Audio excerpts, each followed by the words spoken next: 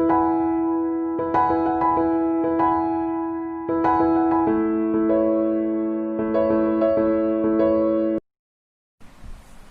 everyone, welcome to my channel BL in Muscles.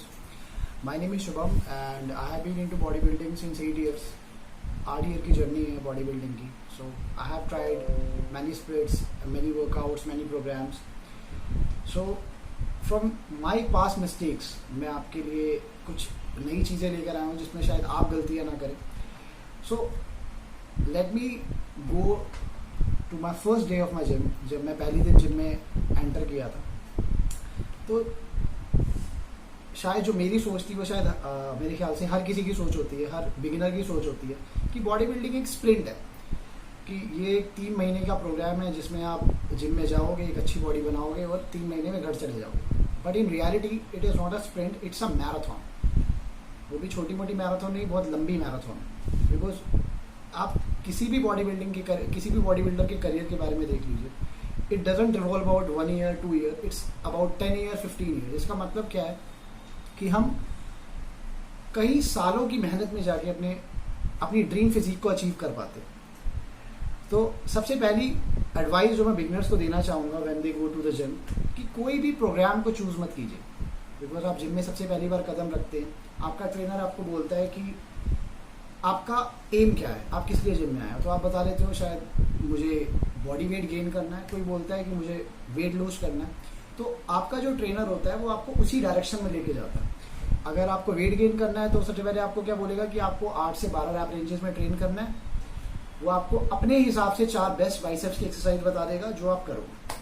But real deal क्या होगी कि सबसे पहली चीज़ जो आपको जिम में जाके करनी है वो सबसे पहले आपको वर्कआउट के साथ एक हेल्दी रिलेशन बनाना है. इसका मतलब क्या हुआ कि आपको सारी स्प्लिट्स, सारे वर्कआउट्स को आजमा कर देखना है. जैसे एक एग्जांपल देते हैं कि आप जब जिम में घुसो तो आपका सबसे पहला एम होना चाहिए कि मेरे को सबसे पहले अपनी फॉर्म पे फोकस करना है. मेरी फॉर्म बहुत करेक्ट होनी चाहिए. मैं किस रैप रेंज में अपना प्रोग्राम फॉलो कर रहा हूँ वो मैटर नहीं करता. It's should be my greater form. मुझे हर वर्कआउट को ट्राई करना है. मुझे स्क्वाट भी करनी है, मुझे लेग प्रेस भी करनी है, मुझे आरडीएल्स भी करनी है, मुझे डेडलिफ्ट भी करनी है, मुझे सुमो भी करनी है. It should not be about कि आपका ट्रेनर आपको बोले कि नहीं बेटा आप तुझे सिर्फ लेग प्रेस करनी है, लेग कर्ल्स करनी है, स्क्वाट नहीं करनी, बिकॉज वो उसके हिसाब से बेस्ट एक्सरसाइजेज नहीं. तो आपको सबसे पहले शुरू के 3-6 महीने क्या करना है, आपको वर्कआउट के साथ अच्छा रिलेशन बनाना है. जैसे जब हम चेस्ट का वर्कआउट करते हैं तो बहुत सारे लोग आपको एडवाइस करेंगे कि आप डंबल्स यूज़ ना करें, सिर्फ आप बारबल से यूज़ करें. बारबल में भी दे विल टेल यू कि आप सिर्फ इंक्लाइन बेंच कीजिए, फ्लैट बेंच मत कीजिए. आई थिंक ये गलत अप्रोच है बिगिनर्स के साथ. आपको हर चीज़ को ट्राई करना है. आपको फ्लैट बेंच भी करना है, आपको इंक्लाइन भी करना है, आपको डिक्लाइन भी करना है, आपको बारबल प्रेस भी करनी है, आपको बारबल फ्लाई भी करनी, आपको डंबल फ्लाई भी करनी है. तो इसका मतलब क्या है कि आप शुरू में ही इन एक्सरसाइज सिलेक्शन के पीछे पागल मत होइए. जैसे ही आपका टाइम निकलेगा आप अपने हिसाब से बेस्ट एक्सरसाइज अपने आप ही सिलेक्ट कर पाएंगे. इसका मैं आपको एक एग्जांपल देता हूँ कि ये शुरू का जो बेसिक सीखने का जो फंडा मैं आपको बता रहा हूँ वो ज़रूरी क्यों है. बिकॉज मैं आपको एक चीज़ बताता हूँ, मैं बहुत सारे बॉडी बिल्डर्स को देखता हूँ जिन्होंने 10 साल 12 साल बॉडी बिल्डिंग में निकाल दिए. They have been gymming from 10 years और 12 ईयर्स. बट अगर आप उनको ध्यान से देखोगे उन्हें स्क्वाट मारनी ढंग से नहीं आती. दे डोंट नो कि कितनी डेप्थ पे स्क्वाट लगाई जाती है, क्या एक स्क्वाट का फेयर रेपिटेशन गिना जाता है. बिकॉज उन्होंने इनिशियल स्टेजेस पे इस चीज़ों पे कभी काम नहीं किया. अब 10 से 12 साल के बाद अगर आप उनको बोलो कि आपको तो स्क्वाट ही नहीं मारनी आती, तो उन्हें क्या करना पड़ेगा, अपने प्रिंसिपल्स पे दोबारा काम करना पड़ेगा, अपने बेसिक्स को दोबारा समझना पड़ेगा, या अब वो जिस प्रोग्राम पर है उस प्रोग्राम से वो पीछे हट जाएंगे. तो इसका मतलब क्या है कि अपने शुरू के 3 से 6 महीने पे अपने बेसिक्स पे बहुत ध्यान दीजिए. वर्कआउट्स को समझिए, बेहतर फॉर्म की तरफ भागिए, वेट की तरफ मत भागिए, रैप रेंजेस के चक्कर में मत पड़िए. शायद आपको लगेगा कि जो आपके साथ वाला है वो आपसे इस रेस में आगे निकल रहा है, वो तो वेट भी गेन कर रहा है, वो तो 8 से 12 रैप रेंज में अपनी बेस्ट 4 एक्सरसाइजेस भी कर रहा है और आप लगे हुए हो कि सारी बाइसेप्स की एक्सरसाइज करने में ट्राई. बट फ्यूचर में इसका आपको बेहतर रिजल्ट मिलेगा जो शायद दूसरों को नहीं मिलेगा. सो एडवाइस नंबर 2 जो भी इसी से रिलेट करती है, बेटर रिलेशनशिप विद फूड. आपका फूड से बहुत अच्छा रिलेशन होना चाहिए. इसका मतलब क्या है कि जैसे अगर एक इंसान जिम में जाता है, सेम अप्रोच जैसे जब मैंने आज से 8 साल पहले जिम बॉडी बिल्डिंग शुरू करी थी, आज से रिमेंबर मैं 42 kgs का. तो जब मैं जिम में गया तो जो मेरी न्यूट्रिशन की बात थी वो न्यूट्रिशन से कुछ ही चीज़ों के अराउंड घूमता था. जैसे basically body building muscle building food कहा जाता है या वेट गेनिंग फूड कहा जाता है, कि आपको केले खाने हैं, आपको दूध पीना। सो मेरा जो पूरे दिन का डाइट था वो क्या था, बनाना एंड मिल्क, 8-8 किलो का शेक पीना just for the sake of weight gaining. तो मैंने इनिशियल स्टेज पे क्या किया, कभी बॉडी बिल्डिंग के फूड को समझा ही नहीं, कभी मैंने एग्स खाने पे कॉन्सेंट्रेट नहीं किया, कभी चिकन खाने पे कॉन्सेंट्रेट नहीं किया। मैं सिर्फ एक ही चीज़ के पीछे भाग रहा था, वो था बनाना, milk.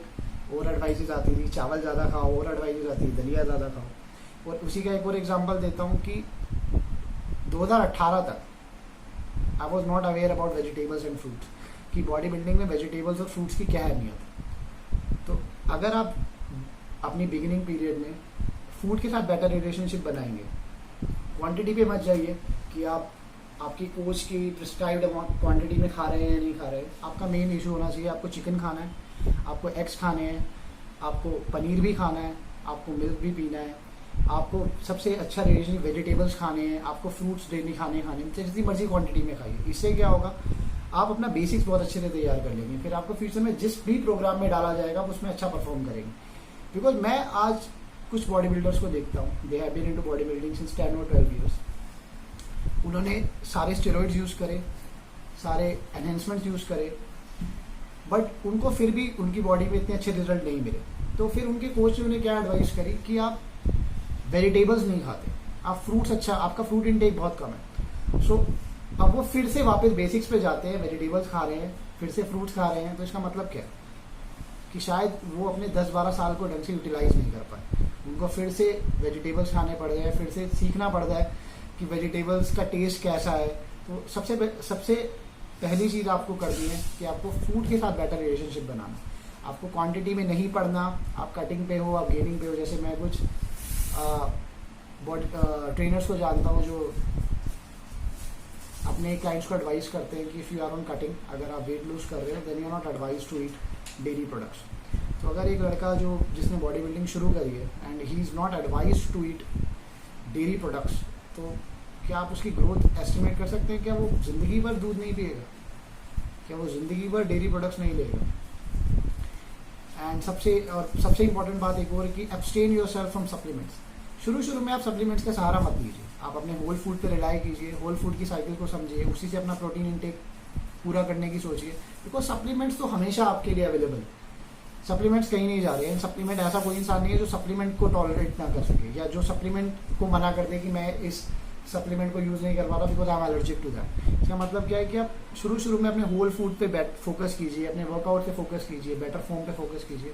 Definitely you are going to get ahead of everyone, जो शायद आपसे 3-6 महीने में आगे निकल जाएंगे, बट वो 4-5 साल बाद आपसे पीछे रहेंगे। Okay, so take care of yourself, good bye.